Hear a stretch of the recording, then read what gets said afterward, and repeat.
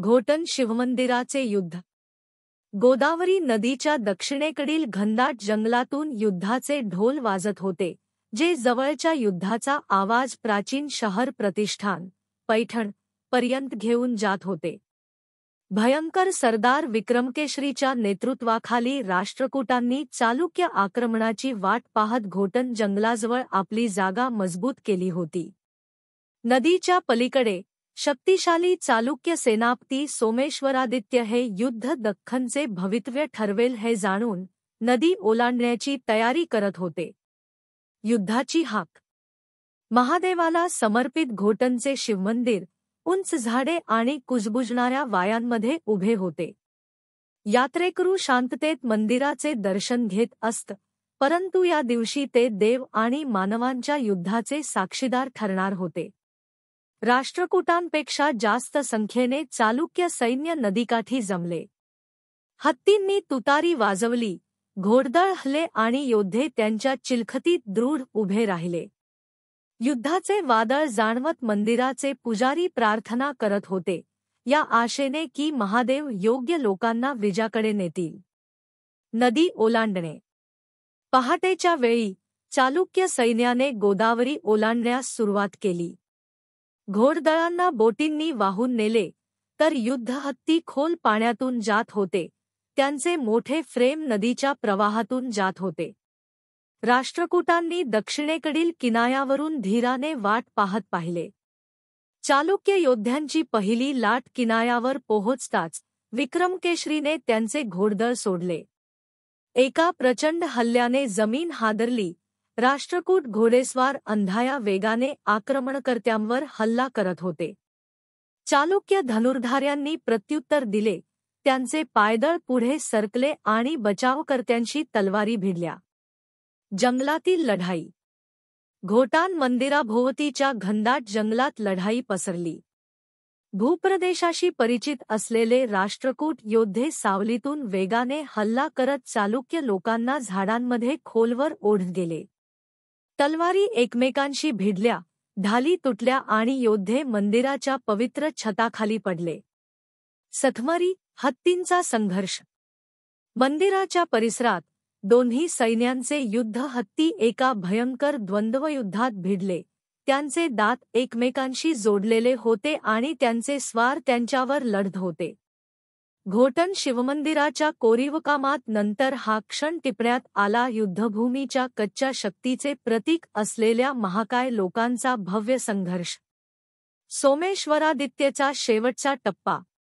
राष्ट्रकूटांच्या प्रतिकाराला जुमानता सोमेश्वरादित्यने त्याच्या अभिजात घोडदळाचे नेतृत्व गोंधळातून केले.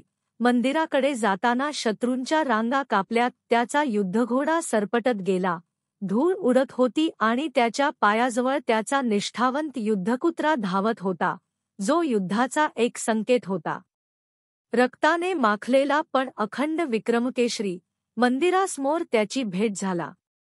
दोन्ही योद्धे, त्यांच्या काळातील दोन्ही महापुरुष, एकाच लढाईत एकमेकांना सामोरे गेले. चंद्रप्रकाशाने त्यांच्या तलवारींना प्रकाश दिला आणि मंदिराच्या घंटा स्टीलशी पोलादाशी जशा वाजल्या तशा वाजल्या. द्वंद्वयुद्ध अथक होते. प्रत्येक प्रहार इतिहासात प्रतिध्वनित होता. शेवटी सोमेश्वरादित्यचा वार खरा ठरला आणि विक्रमकेशरीच्या छातीत घुसला. राष्ट्रकूट योद्धा, एक शूर पुरुष, शिव मंदिरासमोर पडला. त्याचा शेवटचा श्वास पुजाऱ्यांच्या मंत्रोच्चारात मिसळला. पण त्याचे बलिदान व्यर्थ गेले नाही. त्यांच्या नेत्याच्या पतनाने संतप्त झालेल्या त्याच्या योद्ध्यांनी चालुक्यांना मागे हटवले आणि मंदिर आणि भूमी सुरक्षित केली. गाढा. गद्धेगळ शिवी. परिणाम.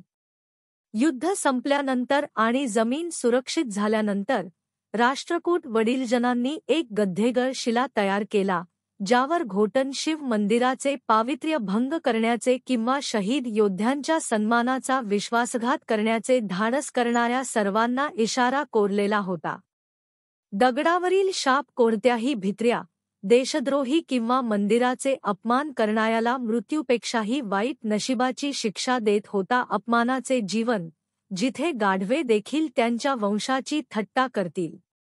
हा शापशिला मंदिराच्या प्रवेशद्वारावर उभा होता, जो सर्वांना रक्ताने दिलेल्या पवित्र किमतीची आठवण करून देत होता. सोमेश्वरादित्यच्या विजयाच्या आणि विक्रमकेशरीच्या शौर्याच्या स्मरणार्थ चालुक्यांनी घोटन शिव मंदिर बांधले, त्याच्या गुंतागुंतीच्या कोरीवकामात युद्धाला अमर केले. शिव आणि पार्वती शाश्वत प्रेम, युद्धाचे साक्षीदार. शिवाला नमन करणारी राणी कदाचित सोमेश्वरादित्यची राणी, आशीर्वाद मागत आहे. घोड्यावर बसलेला एक योद्धा, त्याच्या पायाशी एक कुत्रा, त्याच्या सैन्याचे नेतृत्व करणारा पराक्रमी सेनापती सैन्य.